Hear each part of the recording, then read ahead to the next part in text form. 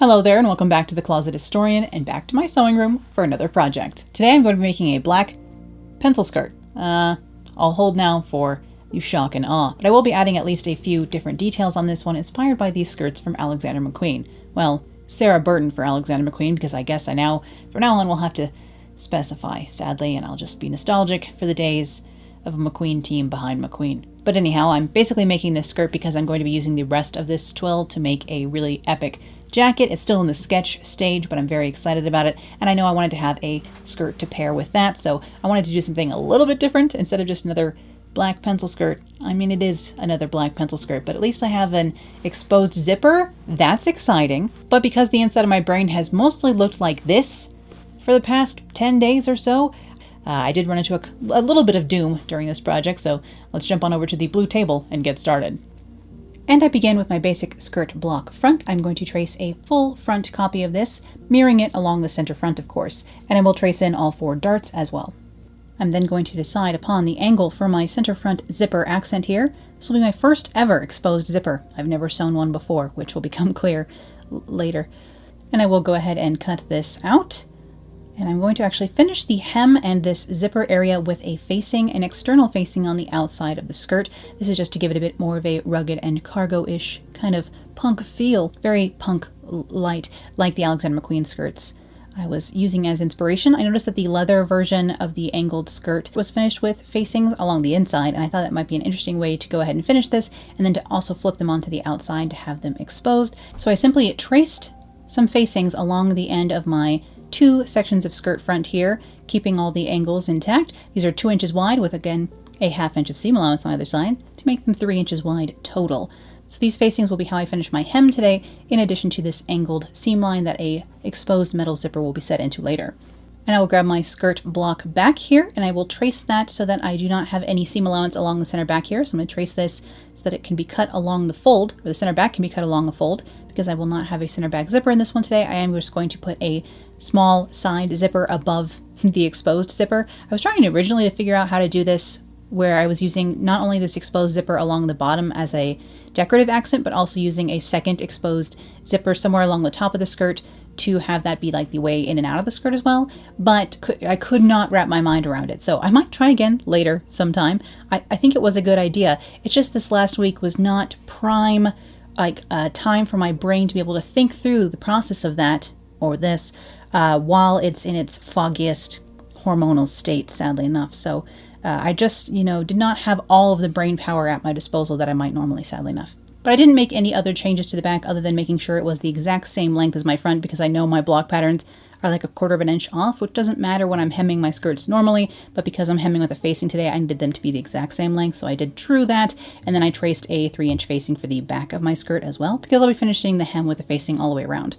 And I do just fold up my patterns and put them into clear Ziploc bags with the sketch. That's how I store my patterns. I do get asked this question quite a lot, so might as well just leave this clip in today so you can see how these things end up going into my IKEA storage boxes on a bookshelf down here after I put them in plastic bags. Sometimes I label them additionally, but usually I just slip the sketch in there and I can see what I'm looking for when I go back through if I ever need to make anything again. Although because this is what I do and I try and demonstrate slightly different things, I would reuse my patterns more if I weren't trying to demonstrate stuff all the time here on the channel, I guess is what I'm trying to say, and failing to do so.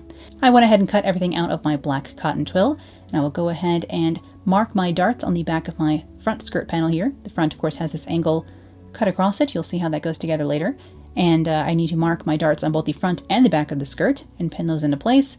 Then I can start organizing my facing pieces so I don't get turned around. The twill does have a right side and a wrong side, so I have to be careful. Because I want to put this facing on the outside of my skirt, and I'm like programmed to do facings so that they end up on the inside, I have to be really extra careful and kind of go slow to make sure I don't do anything on autopilot for this particular project, because other than these darts, everything else is kind of almost backwards. At least everything for the hem, so you'll see what I mean later. But I can go ahead and, of course, sew my darts over here on the machine. I have black all-purpose Gutermann thread, of course, and then 12 stitches per inch for my stitch length as I sew these darts from the large end off the tip and then tie the threads shut and trim those, I guess. And that is just how I have always sewn my darts every time, and how I'm going to sew all 8 of my darts today.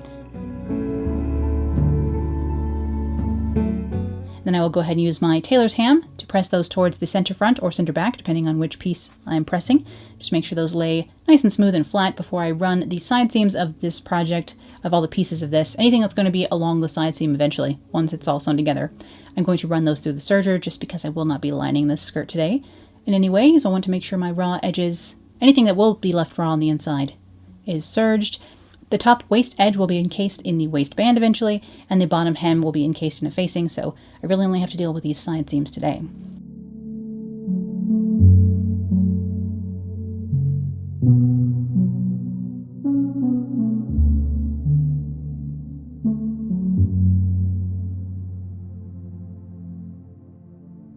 And again, I have my facing laid out so I don't get turned around. I need to sew these pieces. This is the back on the left here. This straight piece is the back facing.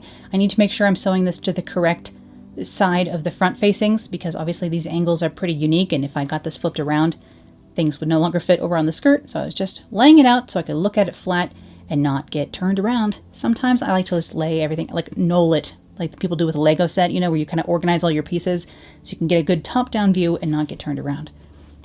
But I sewed those together, right sides together, along the side seams of my facings. This could be all cut in one piece, but you would have to like kind of waste a lot of fabric to do that.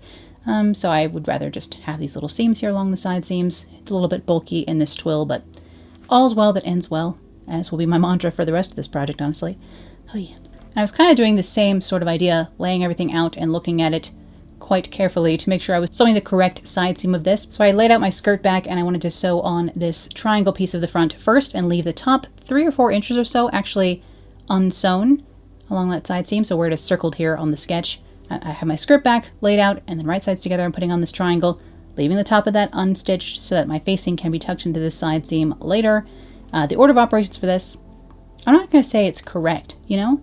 The thing is, I'm making it up as I go. So it relies upon how good my brain is working on any day, which normally is fine, but there are a good handful of days each month where it is not fine, thanks to PMDD, which really got to me this last month. You might have noticed I missed a video.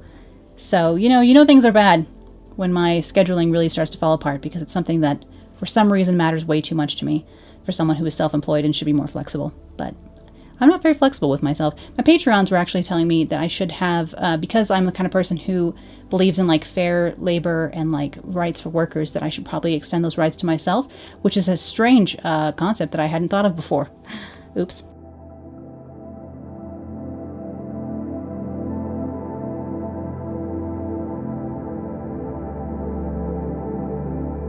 But I sewed that little triangle side seam and left the top of it open, like I said, and then I just sewed the other side seam all the way. This is the right-hand side seam that can be sewn all the way, because the other side is where my zipper will be as well, so this side seam can just be normal and sewn the full length and then pressed open like I'm doing here. But with these 2 sections of the front sewn onto the back skirt, that means I can now go ahead and finish the hem of my skirt with the facing. And this facing, of course, extends up that angle along the front as well. So I'm pinning this into place, and I am going to mark my corners and mark my seam allowances just a little bit with a white gel pen, because along where the exposed zipper will be, instead of using a 1/2 inch seam allowance, which is what the pattern has, I wanted to go ahead and sew that with a 5/8 seam allowance. Using 1/8 of an inch extra on each side of that seam will mean that there is space for the exposed teeth of my zipper later. And then I was starting to get nervous about these like inverted corners that are going to end up on the outside of my skirt. So I actually just threw a tiny bit of fusible interfacing in there to try and help secure that. But I will actually decide to face my facing in a moment, which you will see when we get to it because it doesn't make much sense. But yes, thank you for your patience with me. I know this week's videos have been kind of strange between this one and the pocket video earlier this week and then the lack of video last week. Yes, I have been a bit bamboozled by some giant projects that I'm trying to finish in the background. They're not giant as in they don't take up a lot of space. They were just giant as in, oh, I'll just schedule 2 days to sequin that entire evening bodice. I'm sure that will be enough. Even though you would think I'd learned at this point that it's not enough. So, a couple of projects that were supposed to take me 1 week took like 3 weeks, and therefore, again, my schedule got blasted apart. Why do I have a schedule when clearly I'm going to blast through it with sequin ideas? It's the kind of thing I've been asking myself in the last 48 hours, but I'm trying to make it work, and kind of, me and the Google Calendar have been arguing. It's hard to say who's winning at this point. We'll see how it goes.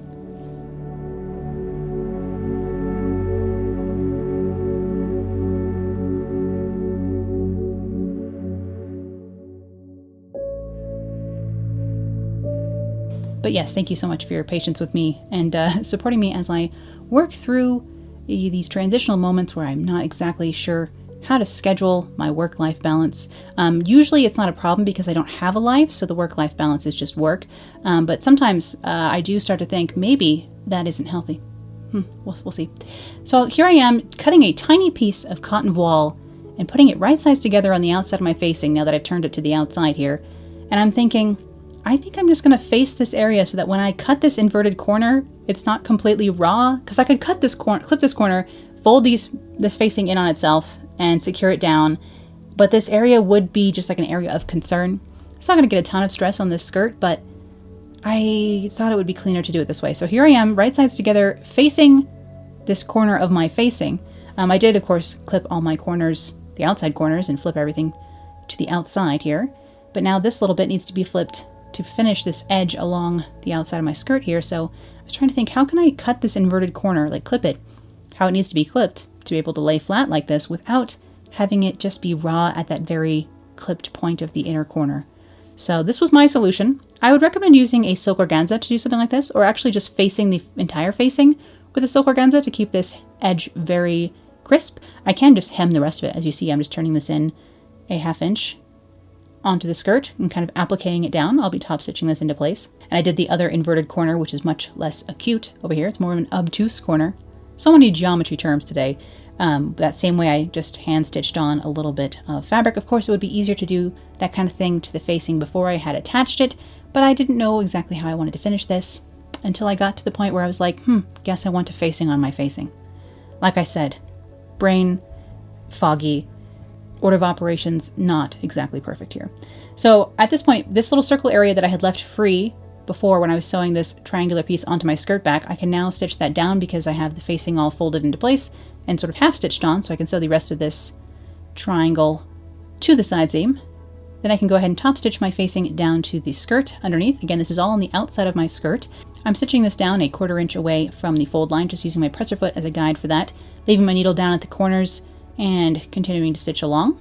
I am using a larger stitch length for this, so I brought that up to an 8 stitches per inch stitch length. I do need to go ahead and top stitch the bottom edge of this, like the very hem of the hem, but I'll be stitching the exposed zipper on at the same time as I do that top stitching, so we'll get to that in a moment, and I will talk through my regrets in that regard.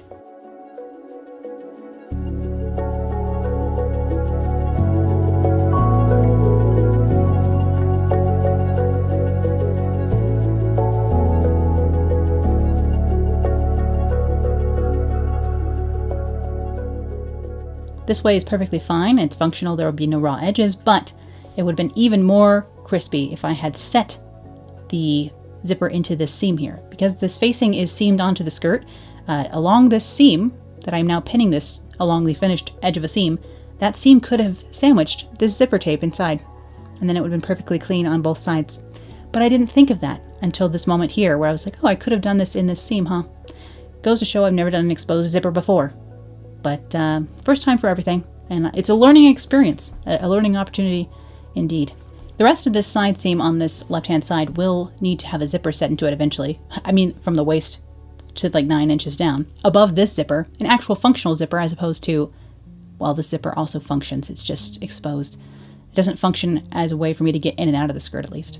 I still need to have a zipper up into the waist, so I will have a separate hidden zipper, a nice lapped zipper above this area. But otherwise, I'm setting my exposed zipper in between the two finished seam lines of the front of my skirt. And then I can go ahead and stitch this on, at the same time top stitching the hem of my skirt. Hopefully this makes any sense. Luckily you can kind of see what I mean, because once again, my language is failing me once again. No surprise there. But yes, this zipper tape could have been set into the seam between the facing and the skirt itself. I just didn't think of that until it was too late. I certainly wasn't about to unpick all of that, so... Ugh.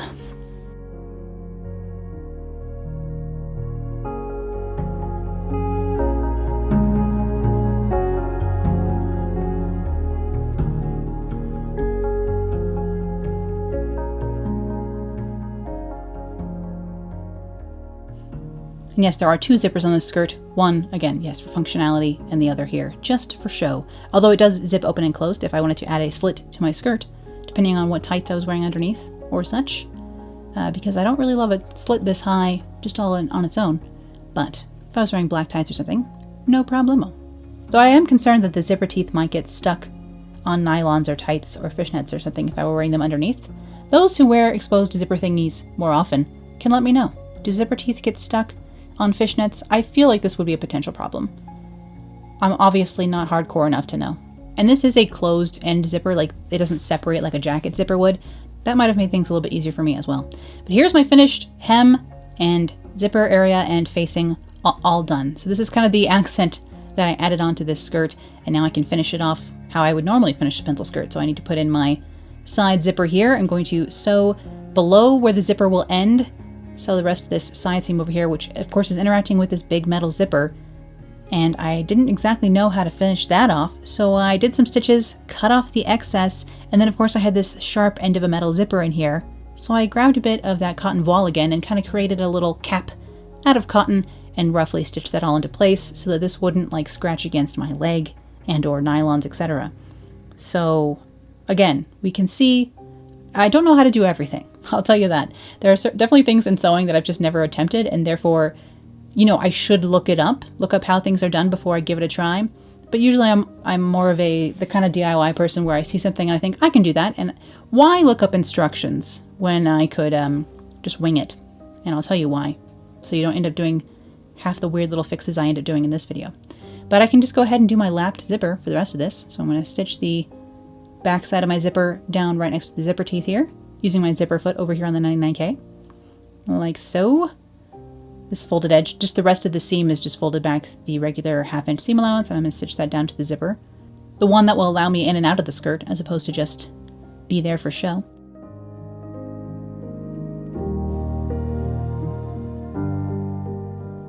Then I can overlap this other side over the zipper teeth, pin this into place, and then stitch it down. And this will be my less visible zipper. I won't say it's invisible. As we know, I don't like invisible zippers. They just tend to break too much. I don't find them reliable in any way. But at this point, I can go ahead and throw a waistband onto this skirt. I just cut these 3 inches wide, and then sometimes I'll interface them, but this cotton twill isn't going to stretch and is perfectly stable all on its own. So I just left it by its lonesome up here. And I just measure out my waist measurement on this and then pin it into place. Leave a little bit of a tab so that I can put a skirt hook up at the top of this. And I'm pinning this right sides together. Stitch that on over here on the machine with my blue glass-headed pins today. I actually just grabbed a new box of these. They almost have like a little bit of a burr on the end of them, and I find sticking them into my tailor's ham a couple of times and kind of just pushing them through some, like one of those tomato pin cushions or the tailor's ham, into some sawdust, into some like needle sharpener stuff for a minute, kind of smooths out any rough edges that are left on the pins from manufacturing, and then I put them into a new pin dish. So I kind of have to do a introduction process for these pins, whereas I feel like 10 years ago when I bought these, they were ready to go right out of the package, but now I feel like I need to sharpen them a little bit before I put them into use, which doesn't make a lot of sense for like $8 pins, but what are you gonna do? But I've gone ahead and turned the rest of my waistband to the inside, turned it under that 1/2 inch and pinned it into place. You can either stitch in the ditch from the outside here. I like to just hand slip stitch or fell this down on the inside, so that's what I'm going to do today. And then my skirt was finished because I had already finished the hem with that facing earlier. So as soon as the waistband was hand stitched on and the hook was sewn onto the waistband, this was finished, except for, of course, I added this patch pocket like the inspiration McQueen skirts had, and that you saw me make earlier this week in a separate video, so I'll put a card up to the patch pocket video here. I wanted to make that video separate just because I use pockets so rarely that I feel like if you ever want to see me make a pocket, being able to just type pocket into the search field and have that video come up would probably be the easiest way to find that in the future.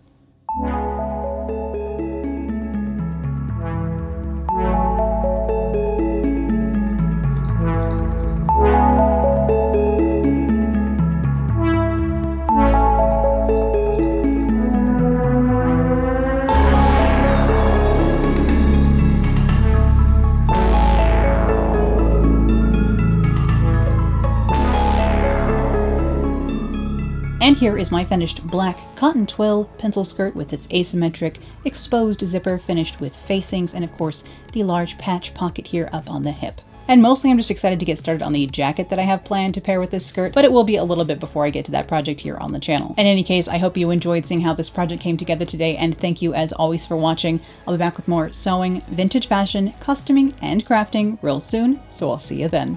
Bye!